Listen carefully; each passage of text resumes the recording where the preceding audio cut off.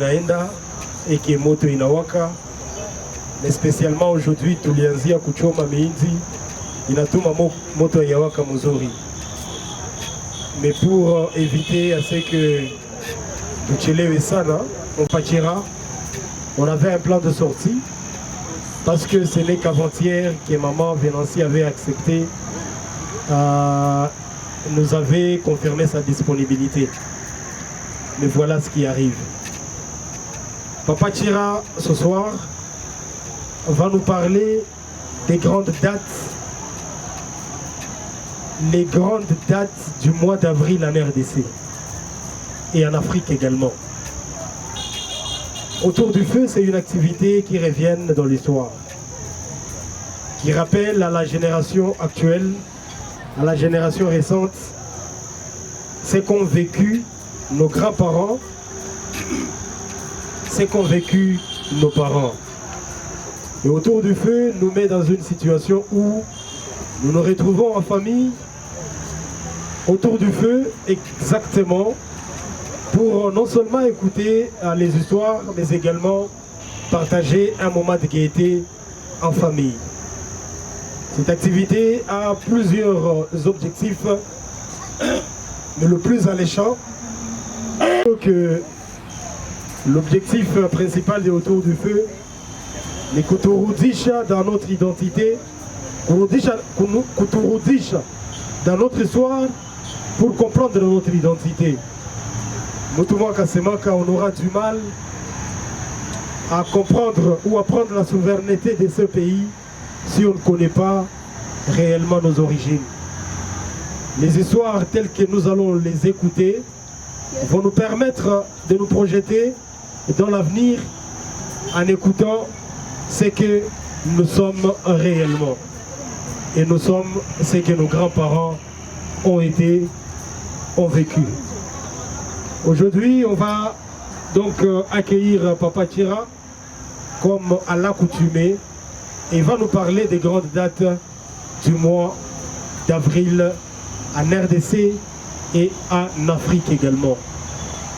Vous allez remarquer que Autour du Feu va devenir désormais régulier simplement parce que on a décidé d'en faire une séance mensuellement, question de nous permettre de rencontrer les orateurs, d'essayer de comprendre qu'est-ce qu'ils peuvent dire qu'on n'a jamais écouté et surtout essayer de les faire comprendre qu'ils doivent participer dans cette quête de la réécriture de notre histoire. Et donc, mesdames et messieurs, nous vous disons bienvenue et surtout merci d'avoir accepté de répondre à cette invitation. Est un enseignant de la littérature. Oui, de littérature. Est un enseignant de littérature. Et donc nous allons vous demander, mesdames, mesdemoiselles et messieurs, et les enfants, d'applaudir pour Papa Tchira. L'émission qu'on appelle Notre Histoire, Notre Identité, qui passe sur Ouezo FM chaque lundi à partir de 9h. Et donc je vous invite également à nous suivre sur les ondes.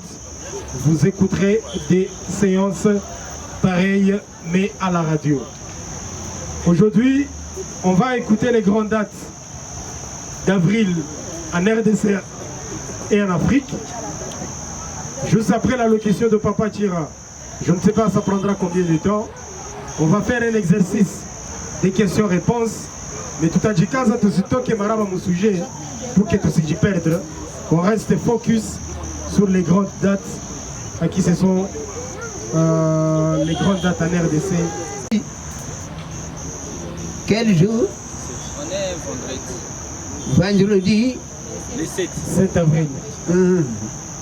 C'est un vendredi comme tous les autres. C'est quel type de vendredi aujourd'hui? Vendredi saint. Vendredi saint. Pourquoi on l'appelle saint? Parce que c'est considéré. Le 12 septembre 1950, à 15h30, un Congolais célèbre est mort il s'appelle Simon Kimbangu. Lui aussi, il est mort vendredi 12 septembre 1951 à 15 h. Et il a commencé à prêcher le 6 avril 1921. Par conséquent, la date du 6 avril est une date historique pour les Congolais. Est-ce que nous avons travaillé hier au Congo? Non. Bon, je vais faire promener ce micro et je vais utiliser celui de Zézé. Avril 1921, quelqu'un qui s'appelle Simon Kimbangu a commencé à prêcher. C'est ce jour-là qu'il a commencé à prêcher. Mais peut-être vous ne savez pas ce que ça signifie, son nom. Kimbangu. Qu'est-ce que signifie Kimbangu? Faites promener le micro et demandez à Faustin Mouliri de nous répondre. Pas ce que signifie Kimbangu? Qui sait?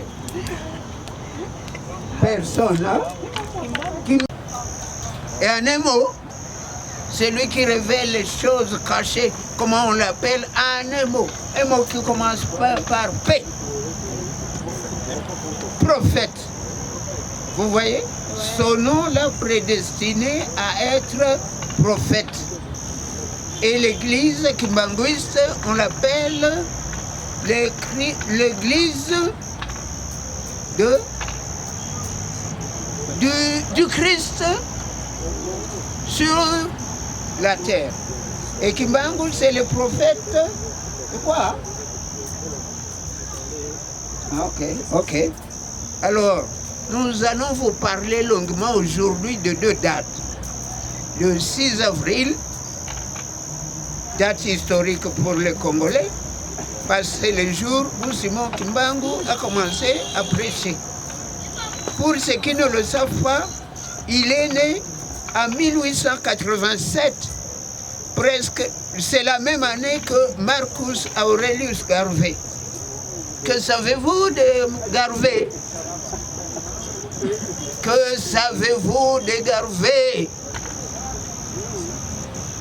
Là, au fond, près du feu, que savez-vous de Garvey? Vous ne savez rien de Marcus Garvey? Non.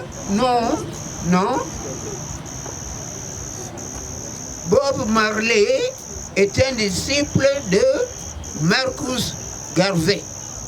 Marcus Garvey est presque l'homologue du docteur William Dubois. Dubois préconisait le panafricanisme et Garvey préconisait le pan-négrisme. Nègres du monde entier, réunissez-vous. Alors, en 1921, Marcus Garvey a fait publier un document intitulé « Déclaration universelle des droits des nègres ». Donc, du côté des États-Unis, là-bas, dans les continents, il y avait quelqu'un qui s'appelle Marcus Garvey et qui jouait le même rôle que Simon Kimbangu. Y a-t-il des littéraires ici? En quelle année a-t-on publié un roman dont le titre est Batouala? Batouala. En 1921. Donc, il y a 3 agitateurs. Un à Paris, il s'appelle René Marron, il dénonce la colonisation. Un autre dans le Nouveau Monde, aux États-Unis d'Amérique, il s'appelle Marcus Aurelius Garvey. Et ici, chez nous, dans le Congo central, quelqu'un qui n'avait pas beaucoup étudié. Et c'était tout juste un catéchiste, Simon Kimbangu. Le Christ a commencé à l'envahir comme le Christ avait commencé à envahir Jeanne d'Arc et lui demander de tout faire pour sauver la race noire. Simon Kimbangu s'est enfui. Il se croyait incapable de réaliser cette mission-là. Jusqu'au moment où il s'est enfui de Tisville, Banzangungu, nous sommes dans le Congo central, il est parti à Léopoldville pour fuir les voies intérieures qui l'invitaient à sauver la race noire. Il est parti à Kinshasa, il a commencé à travailler là-bas. Et le jour où on a payé le premier mois, on l'a oublié sur la liste. On l'a oublié. Au deuxième mois, on l'avait encore oublié. Et les autres travailleurs sont venus témoigner vers l'agent payeur pour dire, écoutez, vous avez oublié de payer ses collègues. Deuxième mois, il est impayé. Troisième mois, il est quand même payé. Et il dit, comme j'ai déjà raté 2 fois mon salaire, cette fois-ci, je rentre dans mon village. En cours de route, on lui a ravi l'argent.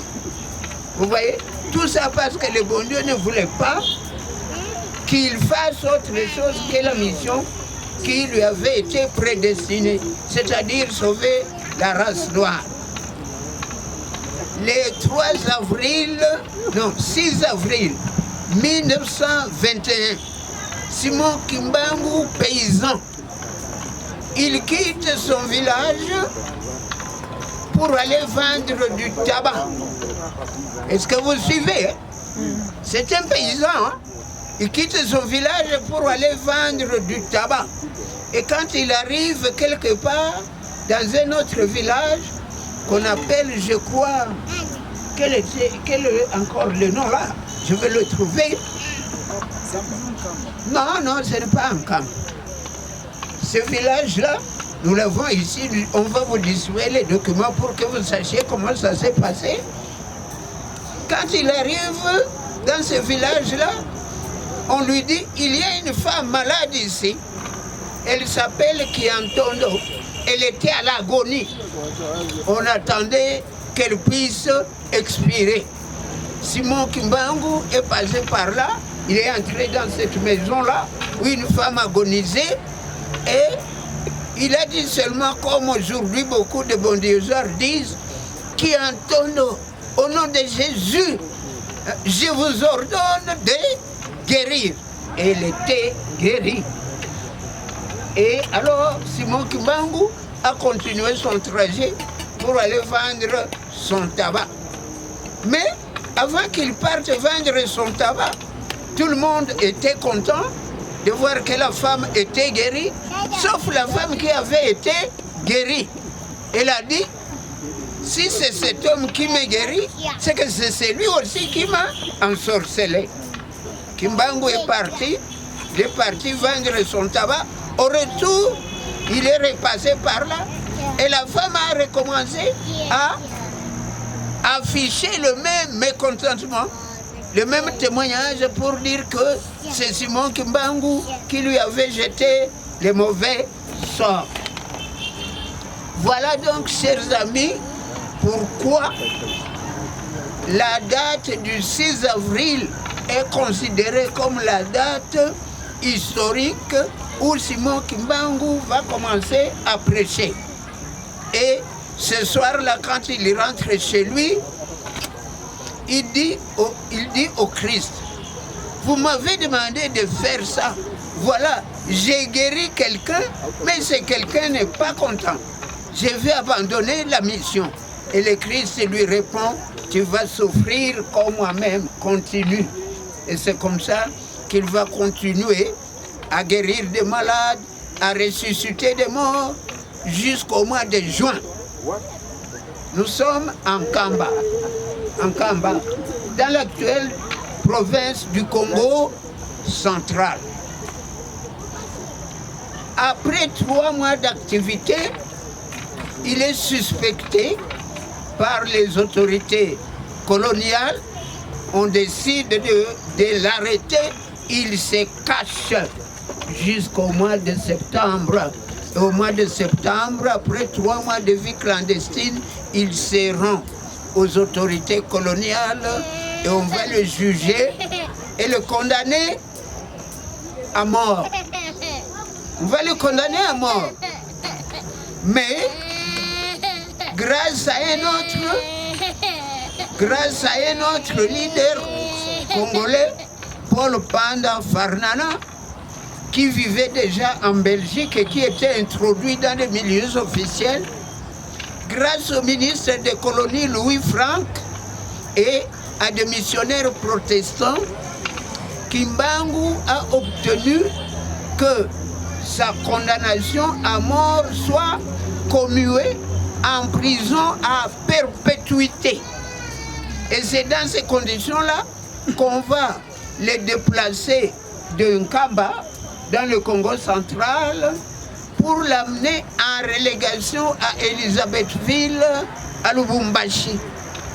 Il va vivre là pendant 3 mois et il va mourir. Il va vivre là pendant 30 ans. Et lorsque les 30 ans de déportation sont épuisés, Kimbangu qui était prisonnier, décide de recommencer comme Jésus sa mission. Il dit, Jésus a mené une vie plus ou moins clandestine pendant 30 ans. Moi, je viens de passer 30 ans en prison. Eh bien, il faut que je recommence maintenant à prêcher. Mais comme il est en prison, eh bien, qu'est-ce qu'on fait? On le prend, on l'empoisonne et il va mourir quel jour de l'année et quel mois? J'ai déjà dit ça, j'espère que vous suivez. Quel jour est-il mort? Le 12 septembre 1951. Alors, il avait été empoisonné par des révérendes sœurs qui étaient infirmières. À l'époque coloniale, les révérendes sœurs étaient infirmières dans les cliniques des hommes blancs. Par exemple, la clinique qui appartient maintenant à l'UOB, elle était réservée aux blancs. Les nègres y allaient rarement. Alors, après qu'on l'ait empoisonné et qu'il soit mort, on va décider, pour faire disparaître les traces, on va décider d'extraire de son cadavre ce qu'on appelle le tumbo-tumbo, les boyaux. Et c'est comme ça qu'on va l'enterrer sans les viscères et son cadavre est resté intact jusqu'à ce jour.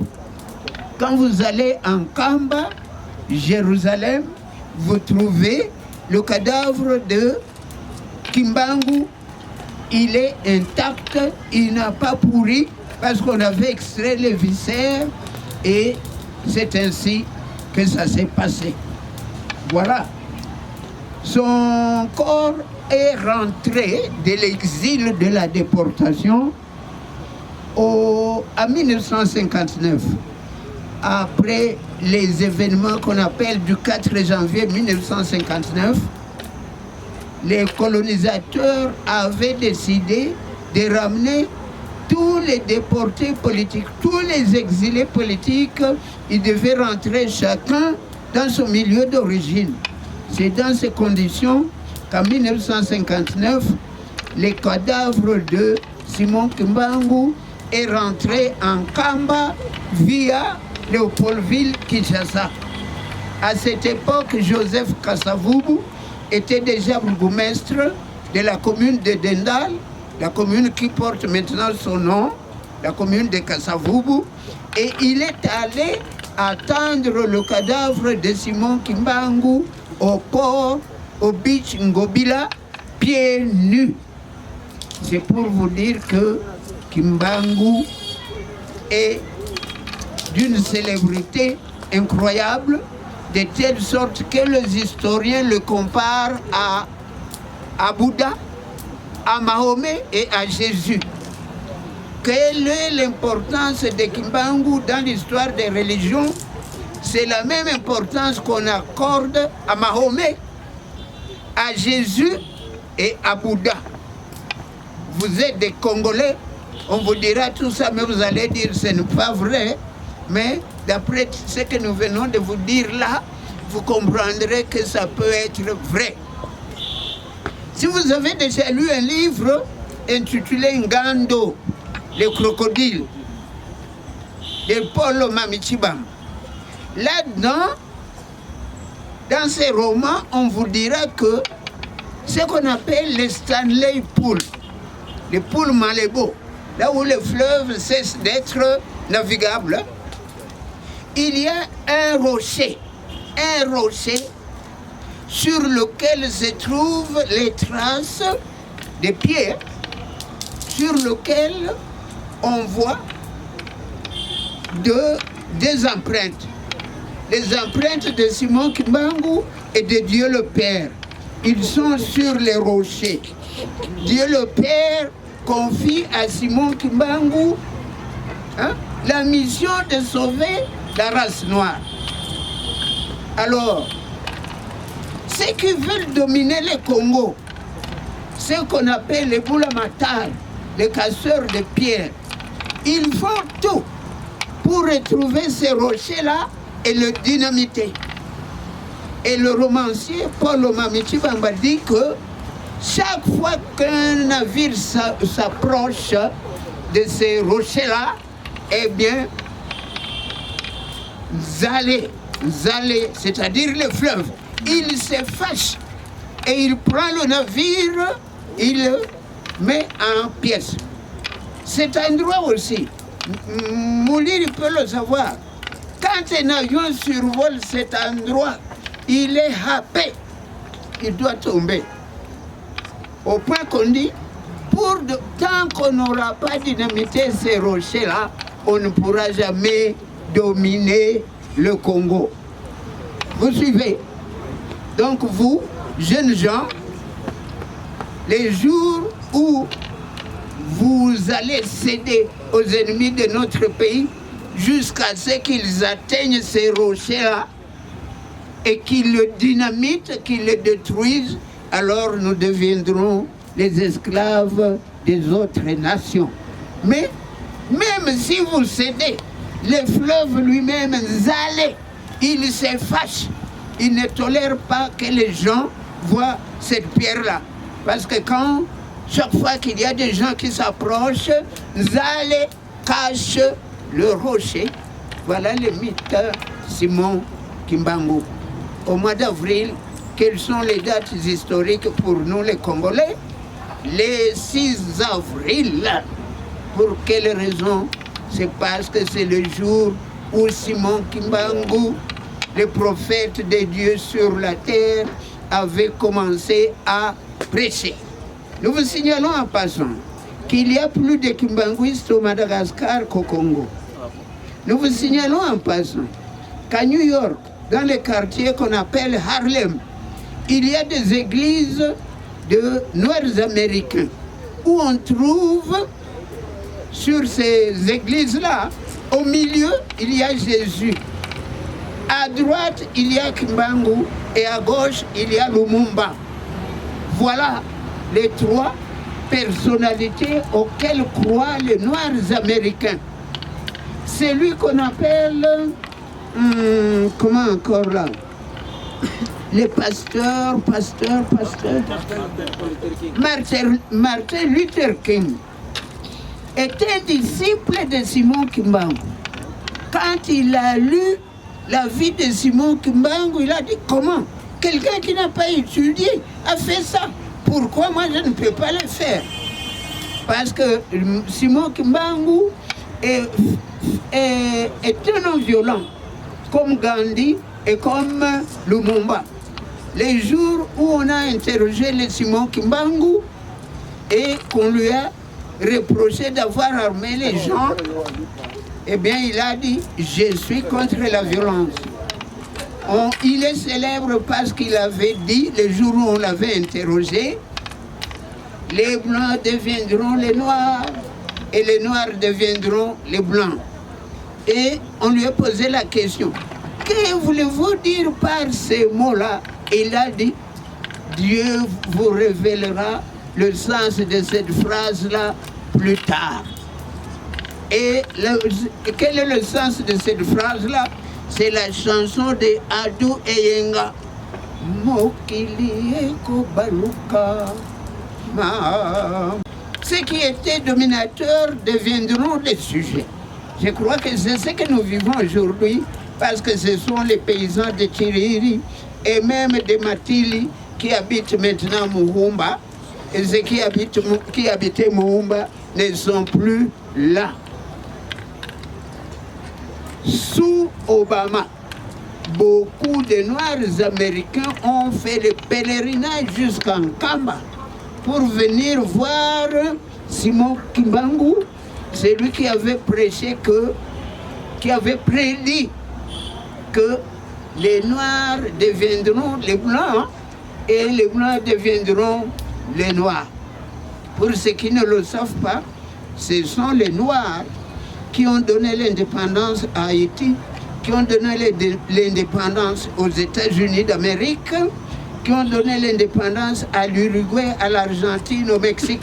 Les anciens esclaves noirs ont aidé les Blancs à se libérer de leur colonisation, de leurs colonisateurs. Par exemple, les États-Unis, au départ, on a appelé ça les 13 colonies côtières. Ce sont les esclaves noirs qui ont aidé les colonisés blancs à se libérer de l'emprise britannique. Parce qu'un prisonnier qui a toléré de rester enfermé pendant 30 ans, et tout à coup il dit, pour moi la prison c'est fini, parce que je viens de réaliser 30 ans.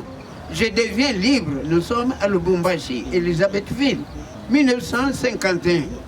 Il sort. On le considère alors comme un fou, comme un halluciné. Il n'y a pas moyen de le maîtriser. Le seul moyen de le maîtriser, eh bien, c'est d'en finir avec lui. Ils l'ont empoisonné. Et il est mort de ce poison. Mais pour faire disparaître le poison, éviter ce qu'on appelle l'autopsie, ils ont enlevé les viscères, croyant de servir Simon Kimbangu. Or, c'est parce qu'en l'enterrant sans viscères que son corps est resté intact. Si bien que quand vous allez en Kamba et que vous le regardez dans sa tombe, il est tel qu'il était, alors qu'il n'a pas été momifié. Donc c'est ça. La cause, c'est l'empoisonnement. Mais l'empoisonnement qui prépare pour lui ce qu'on peut appeler l'éternité. Vous comprenez pourquoi le romancier Paul Mamiti-Bamba, dans son roman intitulé Ngando, c'est lui qui nous révèle pourquoi Nzale, le fleuve Congo, il lui arrive de faire beaucoup de bruit. Si vous avez déjà vécu à Kinshasa, vous pouvez vous trouver auprès de Kinsuka. Vous n'entendez rien. Mais à un moment donné, vous allez entendre le fleuve faire beaucoup de bruit. C'est comme quand vous vivez ici à Kazaro et que vous regardez la rivière Ruzizi. À un moment donné, vous la voyez passer comme ça, sans faire aucun bruit. Et puis à un moment donné, il fait un bruit. C'est, je crois, ce qu'on appelle en géographie le phénomène de marée montante. Il arrive aussi que le fleuve fasse ce qu'on appelle marée montante. Alors, le fleuve, dans la musique, on l'appelle Nzale, Nzadi, n'est-ce pas? Zaïre. Bon. À partir de Kinsuka.